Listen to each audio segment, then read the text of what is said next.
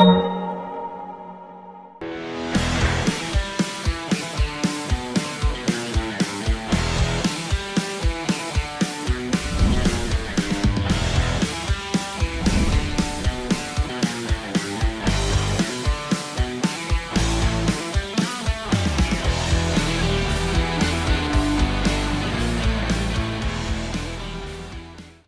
everyone. I'm Angelina Ang, VP of Measurement and Attribution for the Programmatic and Data Center here at the IAB.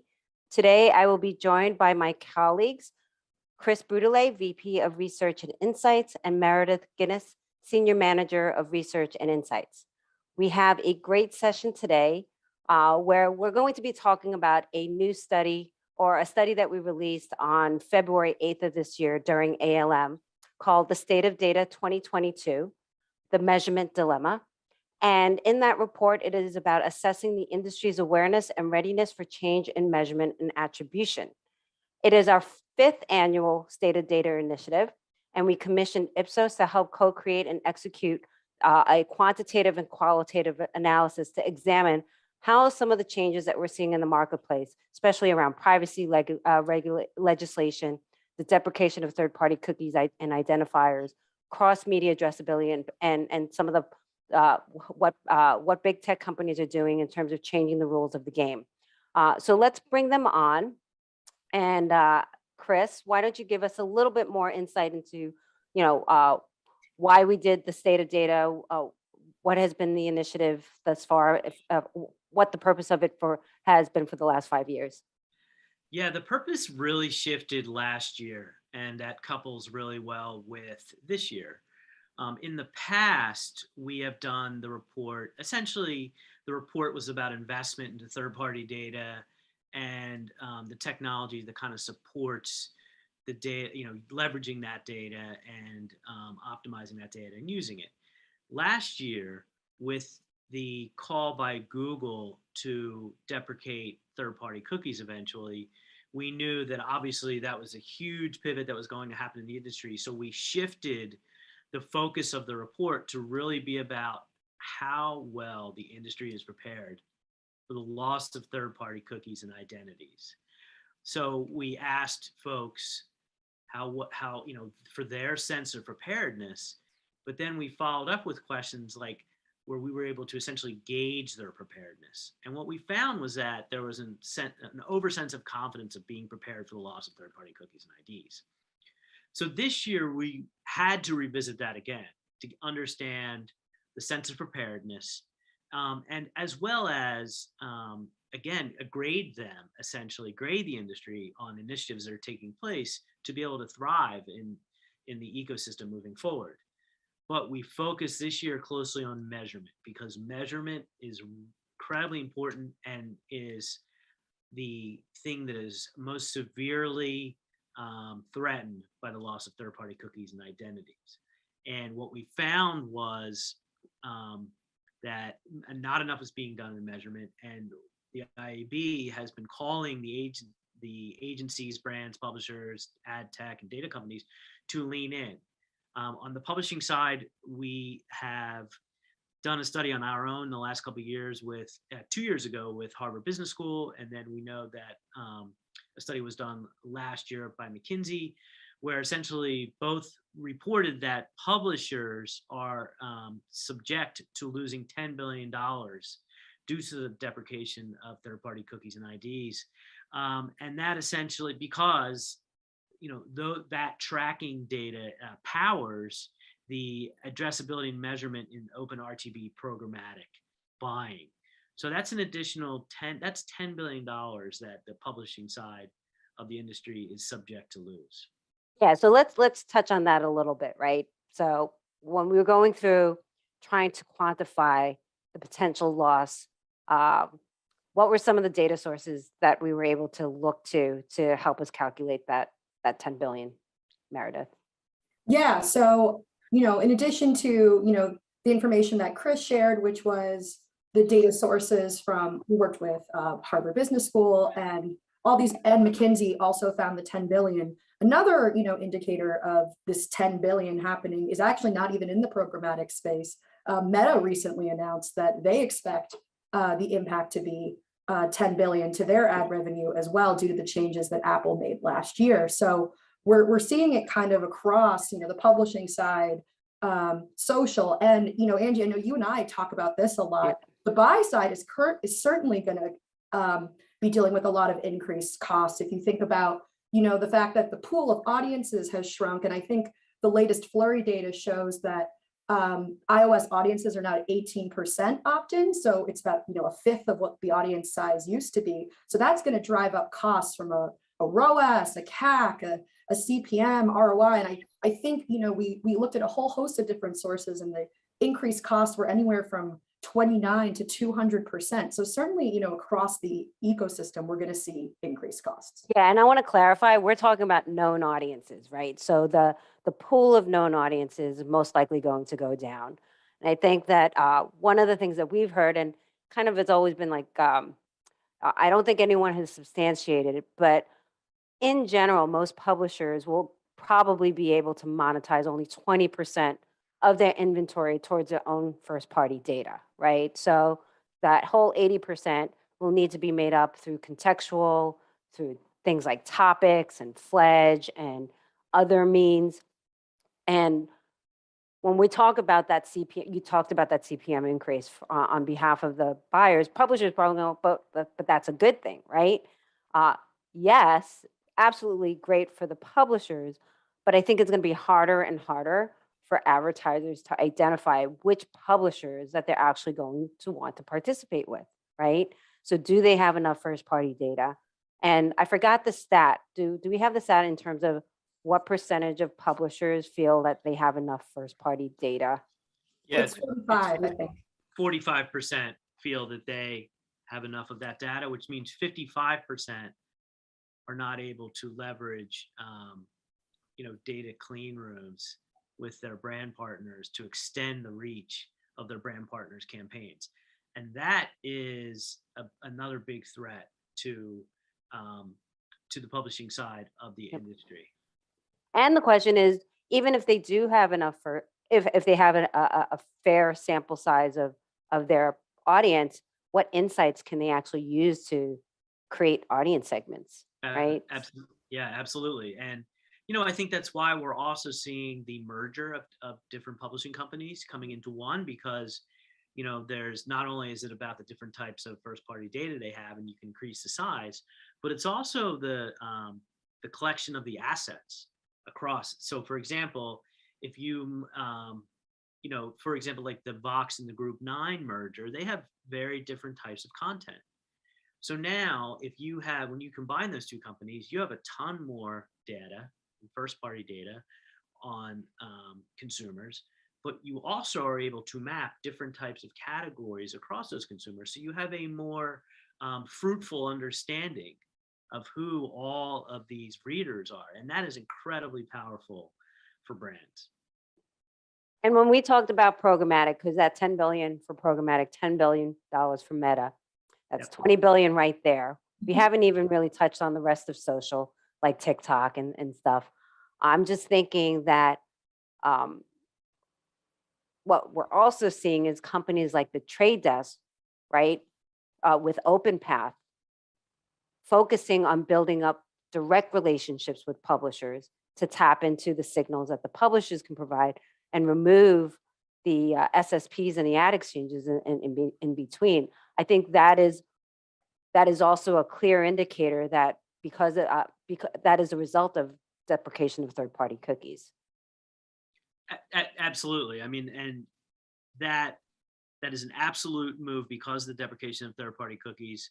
The other thing that concerns me, that has a personal place in my heart, is with the smaller brands, especially like the disruptor brands, direct-to-consumer brands, and all of these small businesses out there in the world.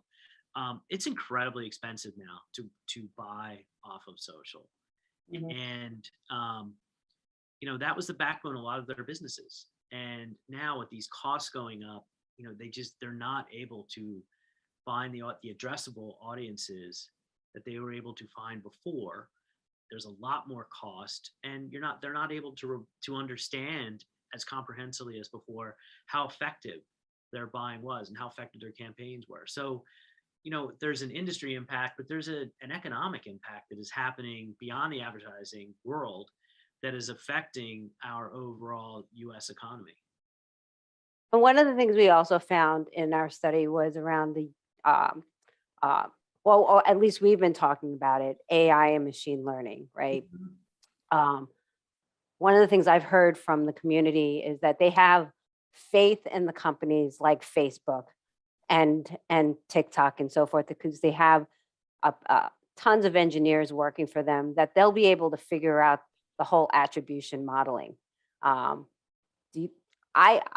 weary of that. I think that given the fact, even with that, let's just say, even if Facebook's opt-in rate for ATT is at 40%, which I think is probably not as high as that. I think they're still going to have a challenge with their own attribution model, even if they decide to, even with their quote unquote data clean room solution. What do you guys think? Well, I think this is a good time to bring up some of the research that we did from this report, where we kind of understood at a company type level, like brands versus agencies versus publishers versus ad tech, like how aware and prepared, and then how aware they are of the different initiatives that are happening in the industry in terms of privacy and tracking and deprecation. And I say that because the numbers were low. For example, there was low awareness with Google's, was it the initiative? Oh my God, I'm blanking the word. Privacy Sandbox. Privacy Sandbox. I was thinking Flock. I was like, no, it's not Flock. With the Privacy Sandbox. And, my feeling is that, I've heard that folks aren't leaning in because, my ad tech partner will help me figure it out. My agency will help me figure it out.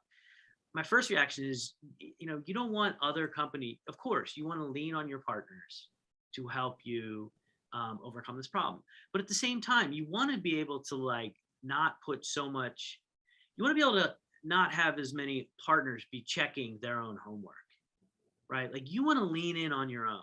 And for that reason, and you also want to lean in on your own, especially if you're a brand, so you can understand your consumer better on your own.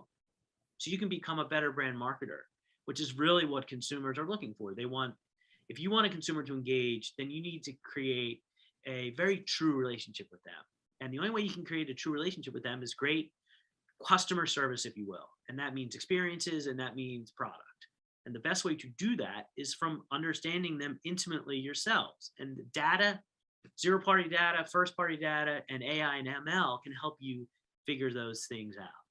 So, again, we urge the industry to lean in, to not let others grade their own homework, and to be more active. Go ahead. Go ahead, Mary. Oh, no worries. I was just going to cite another piece of data from our study that I really think complements a lot of the things Chris was just saying. We found that we were asking a lot about different measurement standards and what's the status with the industry in sort of implementing those standards.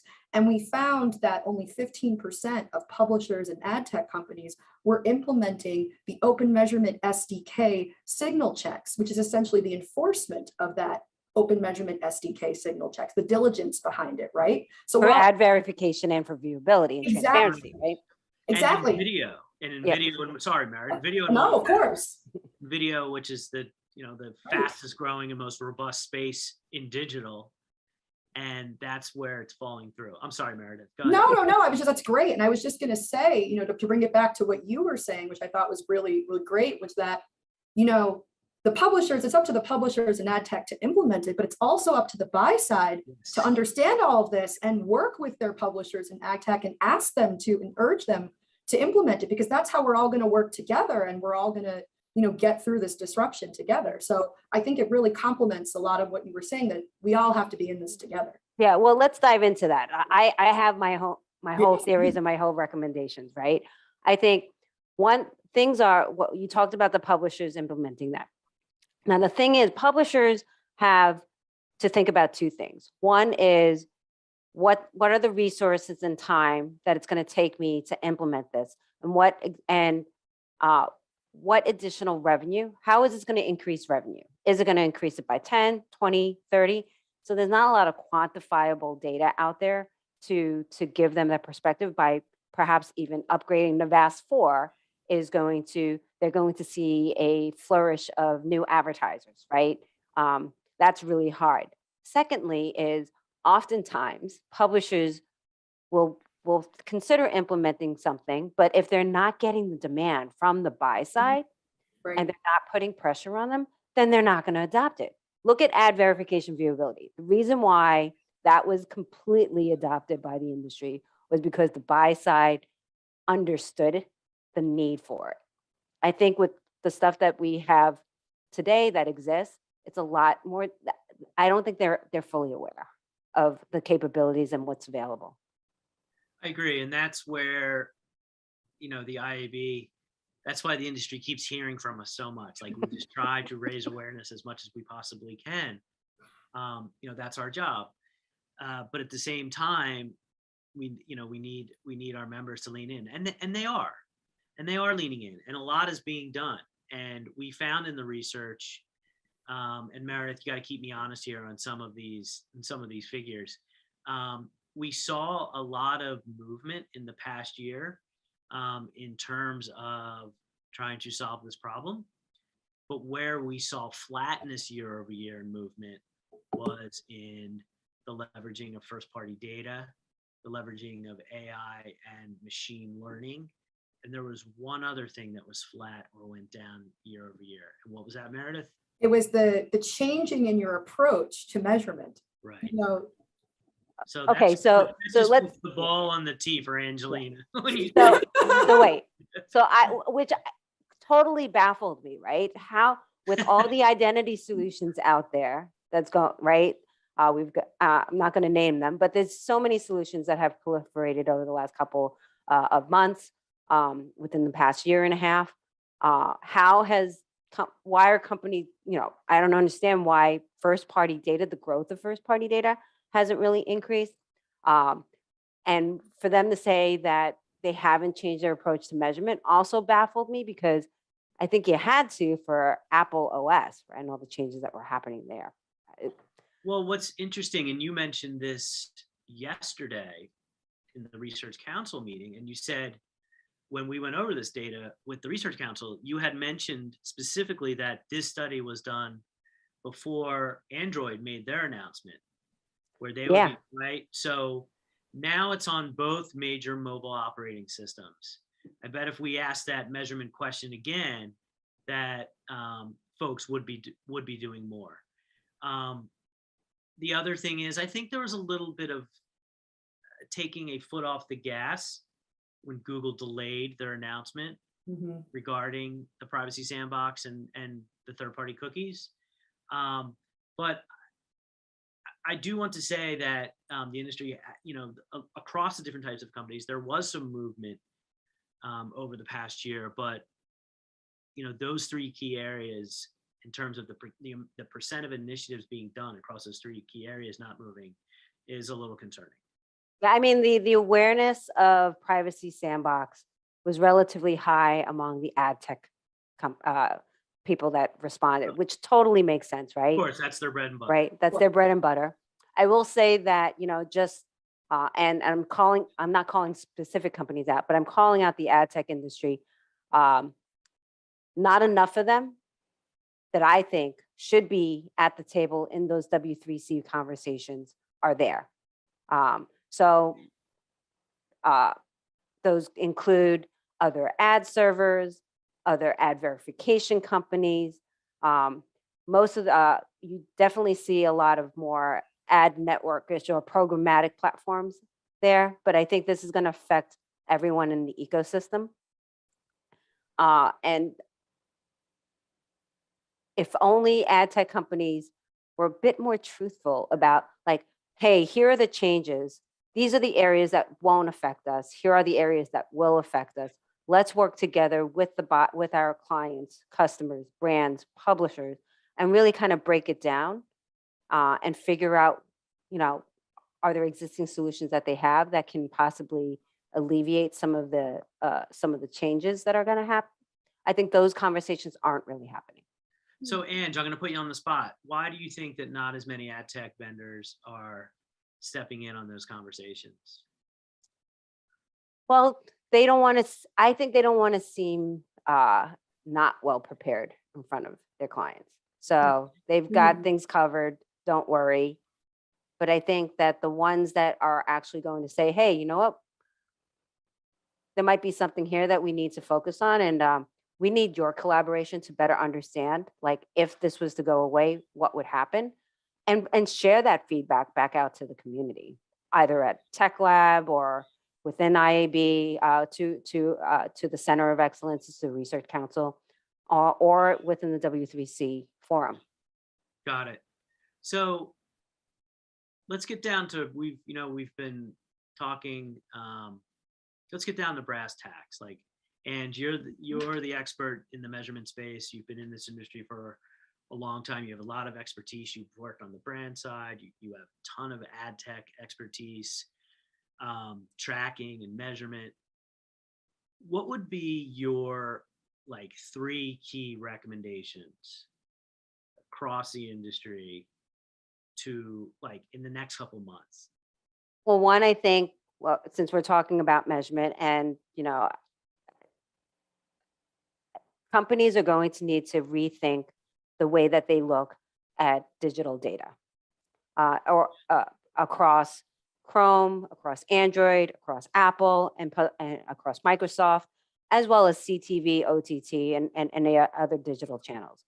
I think that it's going to be harder to do any cross-channel measurement or omni-channel measurement, if you will, kind of one and the same here. And this notion of being able to get a holistic view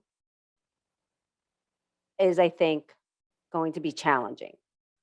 One of the things that we should be doing is developing standards, helping to identify some of the gaps and issues with cross-channel measurement, with current either logistical, from a compliance standpoint, from an operations standpoint, consumer experience standpoint.